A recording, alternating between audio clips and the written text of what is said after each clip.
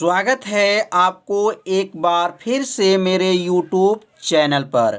तो आज क्लास 12 के भौतिक विज्ञान अभ्यास 3 में आज हम लोग पढ़ेंगे बहीस्टोन सेतु का नियम क्या है। बहीस्टोन सेतु ने क्या नियम दिए थे और इन्होंने क्या सूत्र बनाए थे, आज इस वीडियो में बताया जाएगा। और आप सभी विद्यार्थी इस नियम को अपने कॉपी में नोट कर लीजिएगा, क्योंकि यह नियम कई साल के परीक्षा में पूछा जा चुका है। तो यह नियम जो है कहाँ के रहने वाले वैज्ञानिक ने खोज किए थे, तो याद रखिएगा इंग्लैंड के रहने वाले वैज्ञानिक थे, प्रोफेसर थे C.F. बहीस्टोन ने सन 1842 ईस्वी में बहीस्टोन सेतु का खोज किए थे। तो अब सभी विद्यार्थी इसे अपने कॉपी में क्या कीजिएगा, नोट करते चलिएगा। तो इंग्लैंड के वैज्ञानिक प्रोफेसर C.F. बहीस्टोन ने सन 1842 ईस्वी में 4 प्रतिरोध, कितने प्रतिरोध को लिए थे, तो 4 प्रतिरोध, एक सेल तथा एक धारामापी को जोड़कर एक ऐसा विशेष परिपथ तैयार किया। मतलब प्रोफेसर जी ने 4 प्रतिरोध को लिए, एक सेल को लिए और एक धारामापी को लेकर के और जोड़ करके एक ऐसा परिपथ तैयार किए जिनकी सहायता से किसी चालक का प्रतिरोध ज्ञात किया जा सकता है। मतलब जो चालक का जो प्रतिरोध है उसको ज्ञात करने के लिए एक परिपथ तैयार किए थे। इस परिपथ व्यवस्था को ही बहीस्टोन सेतु कहते हैं। जो परिपथ बना था उस परिपथ को क्या कह दिए, बहीस्टोन सेतु कहते हैं। तो आप सभी विद्यार्थी समझ लिए होंगे कि बहीस्टोन सेतु कहाँ के रहने वाले थे, इंग्लैंड के रहने वाले थे।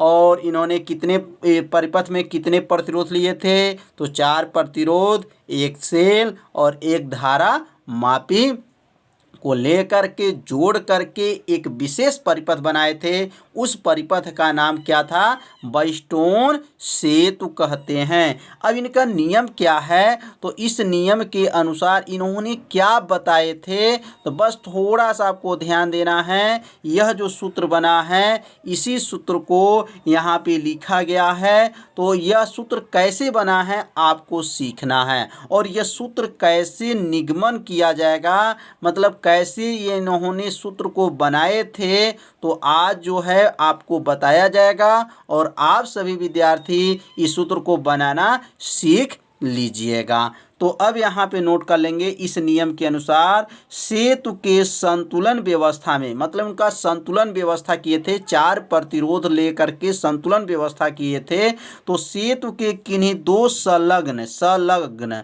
याद रखिए संलग्न लिखा गया, 2 संलग्न भुजाओं में लगे प्रतिरोधों का अनुपात। यह प्रतिरोध है, P और Q क्या है, प्रतिरोध है। तो किन्हीं 2 जो है संलग्न भुजाओं में लगे प्रतिरोधों का अनुपात शेष 2 संलग्न प्रतिरोधों के अनुपात के क्या है, बराबर होता है। यह बात किसने बताए थे, तो बहीस्टोन सेतु ने बताए थे कि जो यह परिपथ है आपका, जो प्रतिरोध है, तो कितने प्रतिरोध इसमें हैं, तो P और Q 2 प्रतिरोध है। तो कहेंगे किन्हीं 2 संलग्न भुजाओं में लगे प्रतिरोधों का अनुपात शेष 2 संलग्न प्रतिरोधों के अनुपात के बराबर होता है। यह अनुपात कहाँ से आ गया, तो अनुपात का मतलब जो है बटे में अगर रहता है तो उसको अनुपात पढ़ा जाता है। तो इस सूत्र को आप सभी विद्यार्थी याद कर लीजिए और इसे अपने कॉपी में नोट कर लीजिए। अब यह सूत्र कैसे बना है,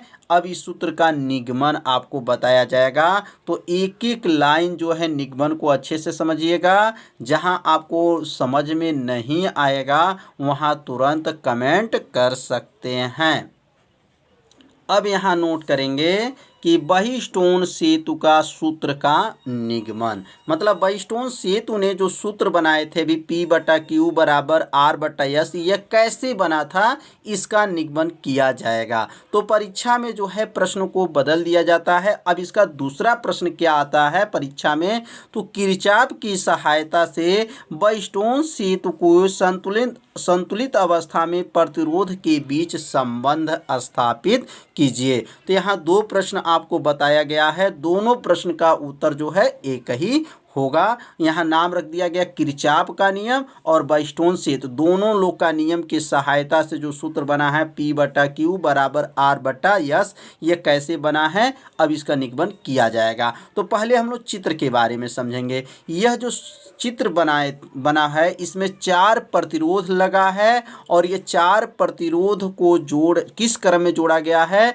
तो 4 प्रतिरोध को श्रेणी क्रम में जोड़ा गया है और इसमें एक धारा मापी लगाया गया है और एक सेल लगाया गया है और यहाँ पे कुंजी K1 है और ये कुंजी जो है K2 है। जब दोनों इसमें सटेगा तो इसके अंदर जो है धारा प्रवाहित होने लगेगा। तो इसने यहाँ पे कुंजी लगा है ऑन ऑफ करने के लिए। तो इस परिपथ को पहले आप सभी विद्यार्थी शॉर्ट स्क्रीन ले लीजिए या अपने रफ पे अपने कॉपी में इसको खींच लीजिए। और यहाँ जो चित्र बना है इसमें थोड़ा सा आपको ध्यान देंगे कि इसमें प्रतिरोध का नाम क्या है, कितने प्रतिरोध हैं, कितने सेल हैं। यहाँ लिखना चाहें तो लिख सकते हैं कि माना इसमें 4 प्रतिरोध हैं, एक सेल है, एक धारा मापी है। 4 प्रतिरोध का नाम क्या है, PQRS है। तो यहाँ पर बहने वाली धारा को ध्यान देंगे, यहाँ से जो धारा ऊपर की तरफ बह रहा है, यहाँ यह जो ध्यान देंगे यह जो तीर बना है इसी में आपको समझना है।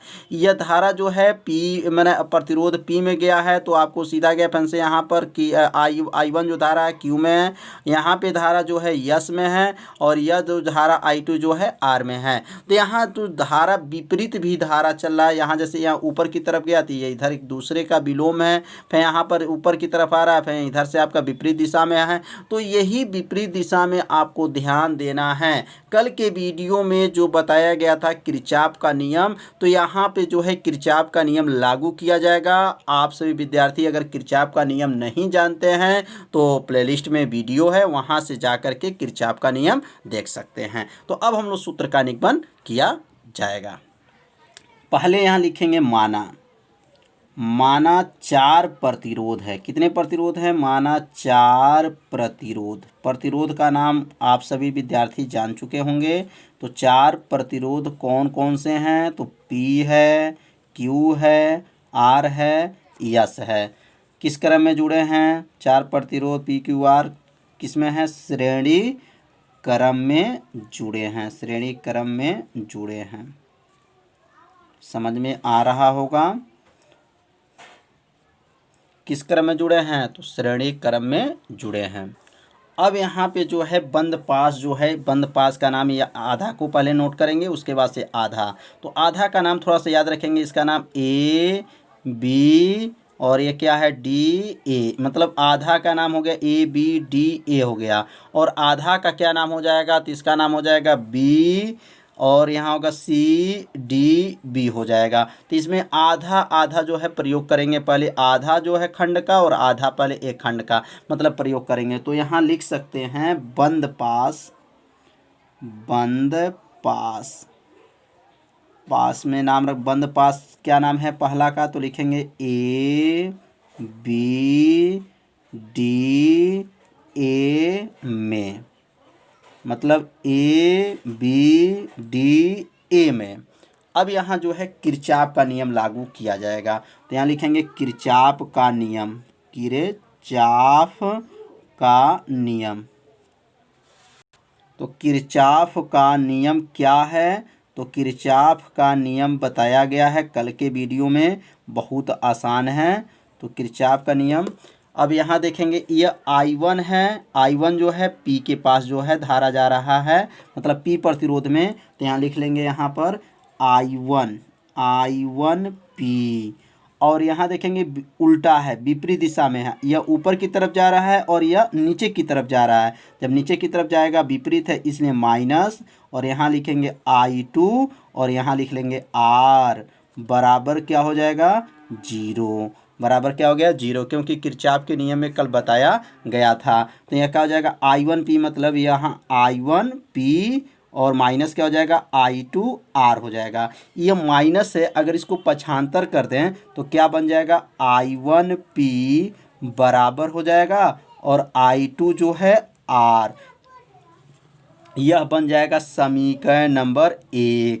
तो समीकरण 1 आप सभी विद्यार्थी समझ लिए होंगे किस नियम से लागू किया गया है, तो किरचॉफ के नियम से लागू किया गया है। बस थोड़ा सा आपको ध्यान देंगे, यह धारा जो है आपको P के पास जा रहा है और यह धारा जो है विपरीत दिशा में है, इसलिए क्या हो जाएगा माइनस हो जाएगा। तो I1P माइनस I2R बराबर 0। यह माइनस है, पक्षांतर कर देंगे तो प्लस हो जाएगा, बन गया समीकरण नंबर 1।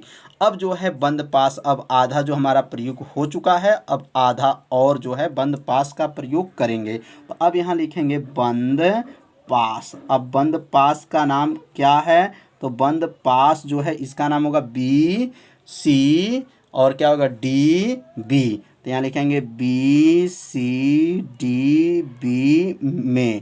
अब यहाँ पर भी जो है किरचॉफ का नियम लागू होगा। तो यहाँ लिखेंगे किरचॉफ का नियम। तो किरचॉफ का नियम जो है कल के वीडियो में बताया गया है, बहुत आसान नियम है किरचॉफ का नियम।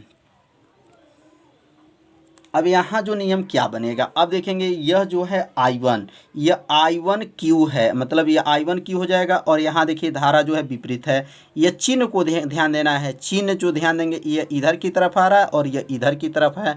तो यहाँ क्या लिखेंगे, तो यहाँ लिखेंगे I1Q माइनस I2 क्या होगा यस बराबर क्या हो गया 0 हो गया।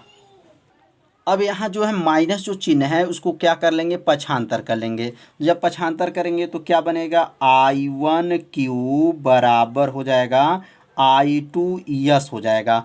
अब यह बन गया समीकरण नंबर 2। समीकरण 1 और समीकरण 2 आप लोग को अच्छे से समझ में आ गया होगा, बहुत ही आसान है, बस थोड़ा सा आपको ध्यान देना है। अब क्या करेंगे समीकरण 1 में समीकरण 2 से भाग कर देंगे। तो यहाँ नीचे लिख देंगे समीकरण 1 भागा समीकरण 2 से, मतलब दोनों में जो है समीकरण 1 और समीकरण 2 से क्या कर देंगे भाग कर देंगे, समीकरण 2 से कर लेंगे। तो भाग कैसे दिया जाएगा, तो समीकरण 1 क्या है, तो समीकरण 1 क्या है I1P था और बटा में क्या हो जाएगा यह जो हो जाएगा I1Q हो जाएगा बराबर हो जाएगा। और यहाँ क्या होगा I2 जो है R हो जाएगा और यहाँ जो बनेगा I2 जो है यस हो जाएगा। तो यह दोनों समीकरण को क्या कर दिया है भाग कर दिया है। समीकरण 1 और समीकरण 2 को क्या किया गया भाग दे दिया गया। ऊपर वाला जो समीकरण 1 है और नीचे वाला समीकरण 2 है। अब यह I1 से I1 को I2 से I2 को काट देंगे। काटने के बाद क्या बचेगा, तो क्या बचेगा अब यहाँ पे नोट कर लेंगे। तो क्या बचेगा P बचेगा बटा Q बराबर बचेगा R बटा यस। तो यह सूत्र कितना आसान है, किरचॉफ का नियम के सहायता से बॉयस्टोन सेतु का सूत्र का निगमन हो गया। बस थोड़ा सा आपको ध्यान देना है, ये भी क्या ध्यान देना है धारा किस दिशा में जा रहा है, बस यही देखना है। आपका सूत्र का निगमन अच्छे से समझ में आ गया होगा। यदि आपको सूत्र का निगमन समझ में नहीं आया होगा तो वीडियो को एक बार और देखिएगा, जिससे आपको अच्छे से समझ में आ जाएगा। अब यहाँ नीचे नोट कर लीजिएगा, यही सेतु संतुलन शर्त है या यही सेतु संतुलन का नियम है, लिख सकते हैं। तो नियम आप लोग को अच्छे से समझ में आ गया होगा। बॉयस्टोन सेतु ने क्या सूत्र बनाए थे, किसके सहायता से बना था, तो किरचॉफ के नियम की सहायता से बनाया गया था। P बटा Q बराबर R बटा यस। तो अब हम लोग पढ़ेंगे बॉयस्टोन सेतु सिद्धांत के अनुप्रयोग। माने बॉयस्टोन सेतु ने सिद्धांत के कितने अनुप्रयोग हैं, तो यहाँ नोट कर सकते हैं कि बॉयस्टोन सेतु के सिद्धांत का प्रयोग करके अज्ञात प्रतिरोध मापने के लिए दो उपकरण, कितने उपकरण, दो उपकरण बनाए गए। कितने उपकरण, दो उपकरण बनाए गए। मतलब इनके जो सिद्धांत के जो अनुप्रयोग थे, इनके सहायता से दो जो है उपकरण को बनाए गए। पहला का क्या नाम है? तो पहला का नाम जो है मीटर सेतु है। क्या नाम है? मीटर सेतु। मीटर सेतु। और दूसरे का नाम याद रखेंगे, दूसरा का नाम जो है post office box. Post office post office box. यह दोनों जो है उपकरण के सहायता से किसका मान ज्ञात करेंगे? तो यह दोनों उपकरण के सहायता से अज्ञात प्रतिरोध का मान ज्ञात किया जाएगा। तो आज का पढ़ाई क्या था? तो वेस्टोन सेतु का नियम था और इनका अनुप्रयोग था। तो आज के वीडियो में बताया गया। तो यह वीडियो कैसा लगा आप सभी विद्यार्थी जरूर कमेंट कीजिएगा। वीडियो को लाइक करना मत भूलिए। चैनल पर यदि पहली बार आए होंगे तो मेरे चैनल को सब्सक्राइब और घंटी दबाना मत भूलिए। तो कल का जो पढ़ाई होगा, मीटर सेतु क्या होता है, पोस्ट ऑफिस बॉक्स क्या होता है, कल के वीडियो में बताया जाएगा। तो कल का वीडियो आप सभी विद्यार्थी देखना न भूलिए, क्योंकि यह जो चैप्टर चल रहा है बहुत ही आईएमपी चैप्टर चल रहा है। तो मिलते हैं अगले भाग में। तब तक के लिए सभी विद्यार्थियों को नमस्कार।